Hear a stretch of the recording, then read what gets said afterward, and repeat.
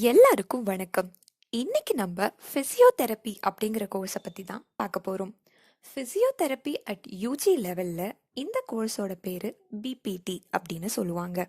PPT அப்படிங்கிறது bachelor of physiotherapy. இந்த course ஒரு 4 வருஷத்துக்கான கோர்ஸ். 4 வருஷம் கோர்ஸ் முடிச்சதுக்கு அப்புறமா நீங்க 6 மாசம் இன்டர்ன்ஷிப் பண்ற மாதிரி இருக்கும். பிசியோதெரப்பியோட மெயின் மோட்டிவே மெடிசனே இல்லாம ஒரு பிரச்சனையை எப்படி சரி செய்யறது அப்படிங்கிறது தான். ஸோ பிசியோதெரப்பி அப்படிங்கிறது நோ மெடிசன் ட்ரீட்மெண்ட் அப்படின்னு கூட சொல்லலாம். இது ரொம்ப ரொம்ப யூஸ்ஃபுல்லான ஒரு கோர்ஸ், பர்சனலாகவும் சரி ப்ரொஃபஷ்னலாகவும் சரி. பிசியோதெரப்பி அப்படிங்கிற கோர்ஸ் முழுக்கவுமே ஹியூமன் அனாட்டமியை பேஸ் பண்ணது தான். எக்ஸசைசஸ், மசாஜஸ், இந்த மாதிரி விஷயங்கள் மூலமா உடம்புல இருக்க பிரச்சனையை எப்படி குணப்படுத்துறது அப்படிங்கிறது தான் இந்த பிசியோதெரப்பி கோர்ஸ் முழுக்க நீங்க படிப்பீங்க. இந்த பிசியோதெரப்பி ட்ரீட்மெண்ட்டை எந்த ஏஜ் குரூப்ல இருக்க ஆட்களுக்கும் நம்ம மேற்கொள்ளலாம். அதாவது சின்ன குழந்தைங்க தொடங்கி வயசானவங்க வரைக்கும் யாரு வேணாலும் பிசியோதெரப்பி ட்ரீட்மெண்ட் எடுத்துக்கலாம். எலக்ட்ரோஃபிசிக்கல் மோட் ஆஃப் ட்ரீட்மெண்ட் அப்படின்னு சொல்லுவாங்க. ஒரு பெல்ட் மாதிரி நமக்கு பொருத்தி அதன் மூலமாக நம்ம உடம்புல இருக்க பிரச்சனையை தீர்வு காண்றது. ஸோ இதெல்லாம் எப்படி பண்ணுறது அப்படின்றது தான் இந்த ஃபிசியோதெரப்பி கோர்ஸில் நம்ம படிப்போம். 4 வருஷம் கோர்ஸில் உங்களுக்கு 8 செமஸ்டர்ஸ் இருக்கும். 8 செமஸ்டர்ஸில் உங்களுக்கான மெயின் சப்ஜெக்ட்ஸ் என்னெல்லாம் அப்படின்னு பார்த்துடலாம். ஃபர்ஸ்ட் செமஸ்டரில் நீங்கள் anatomy, physiology, biochemistry, basic nursing, அப்புறம் இங்கிலீஷ் இதெல்லாம் படிப்பீங்க. செகண்ட் செமஸ்டரில் biomechanics, physiology, sociology, orientation to physiotherapy இது மாதிரியான சப்ஜெக்ட்ஸ்லாம் படிப்பீங்க. தேர்ட் செமஸ்டரில் pathology, microbiology, pharmacology, first aid and CPR, constitution of India இது மாதிரி சப்ஜெக்ட்ஸ்லாம் படிப்பீங்க. ஃபோர்த்து செமஸ்டரில் exercise therapy, electrotherapy, research methodology and biostatistics, introduction to treatment, clinical observation posting இந்த மாதிரி சப்ஜெக்ட்ஸ்லாம் படிப்பீங்க. ஃபிஃப்த்து செமஸ்டரில் general medicine, general surgery, orthopaedics and traumatology இது மாதிரி சப்ஜெக்ட்ஸ்லாம் மெயினாக படிக்கிற மாதிரி இருக்கும். சிக்ஸ்த்து செமஸ்டரில் orthopaedics and sports physiotherapy, supervised rotatory clinical training, allied therapies இந்த மாதிரி சப்ஜெக்ட்ஸ்லாம் முக்கியமாக படிப்பீங்க. செவன்த்து செமஸ்டரில் neurology, neuro surgery, community medicine, neuro physiology, community based rehabilitation இந்த மாதிரி சப்ஜெக்ட்ஸ் எல்லாம் படிப்பீங்க.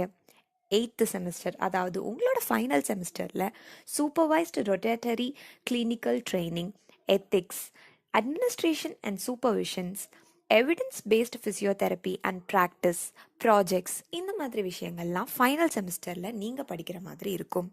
மெடிக்கல் ஃபீல்டில் இன்ட்ரெஸ்ட் உடையவர்களாக நீங்கள் இருந்தீங்கன்னா, சர்வீஸ் ஓரியன்ட் ஜாப் ஏதாவது பண்ணணும்னு நீங்கள் நினச்சிங்கன்னா இந்த கோர்ஸை நீங்கள் தாராளமாக எடுத்து படிக்கலாம்.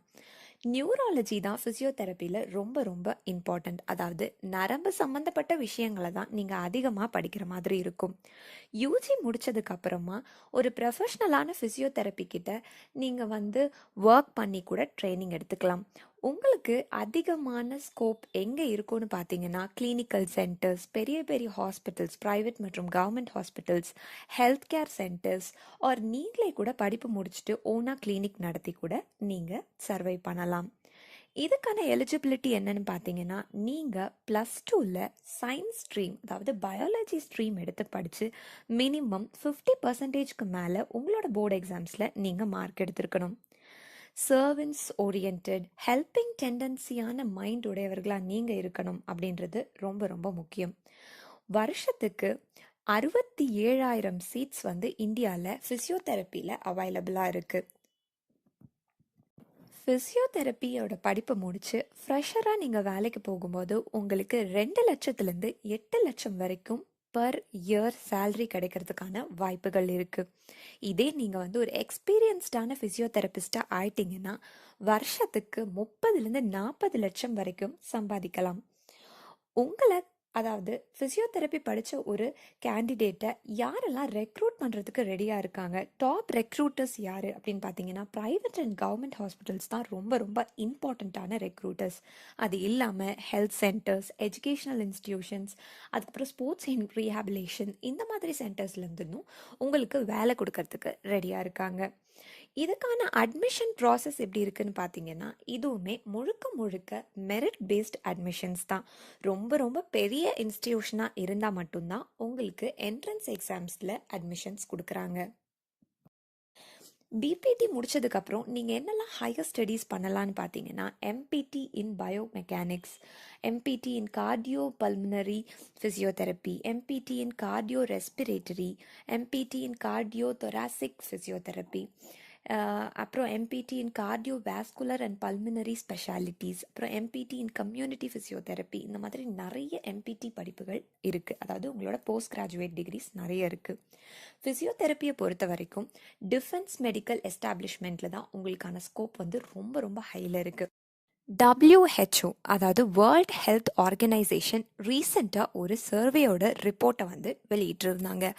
அந்த ரிப்போர்ட்டில் 2029, அதாவது இன்னும் ஒரு 7 வருஷத்துக்குள்ள இந்தியாவில் 90,000 ஃபிசியோதெரபிஸ்ட் தேவை அப்படின்னு சொல்லியிருக்காங்க.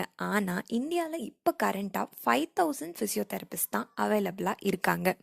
அப்போது இன்னும் 85,000 ஃபிசியோதெரபிஸ்ட் வந்து நமக்கு தேவை.